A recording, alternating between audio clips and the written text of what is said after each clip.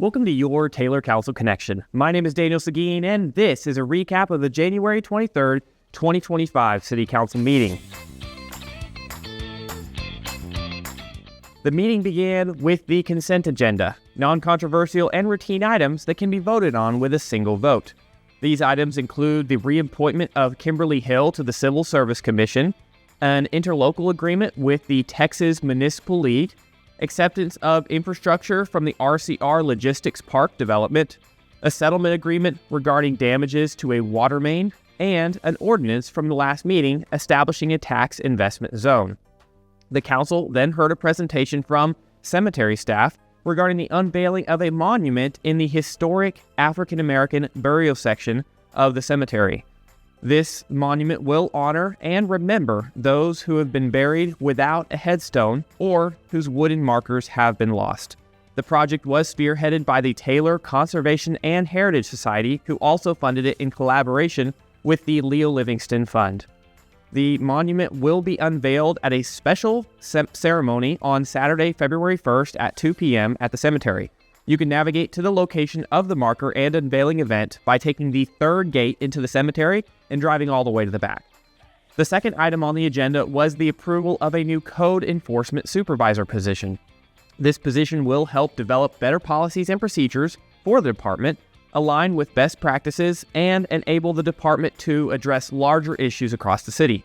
The position will not add any additional expense to the general fund. The city will be removing a planning position from the general fund simultaneously to cover the cost.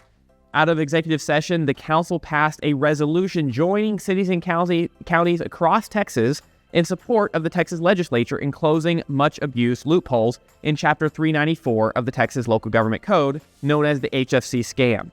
Housing finance corporations were intended to be a tool for cities and counties to promote and incentivize affordable housing development.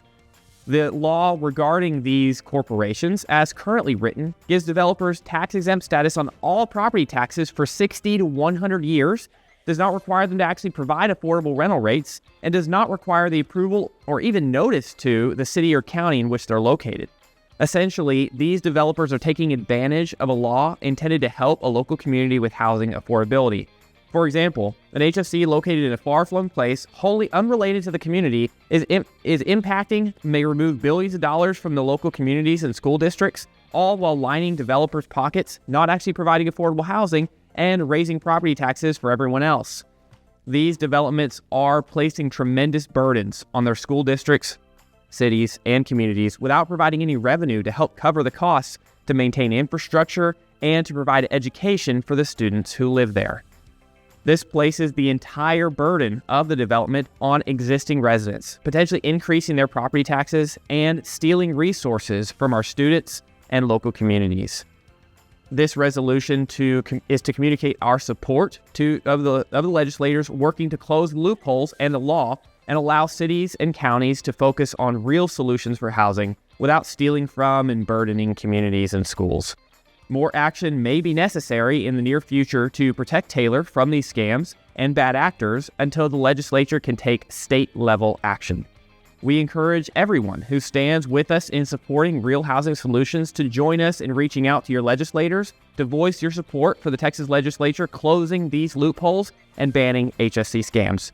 Thank you for tuning into your City Council Connection. Don't forget to like the video and share your thoughts in the comments below, and we'll see you in the next one.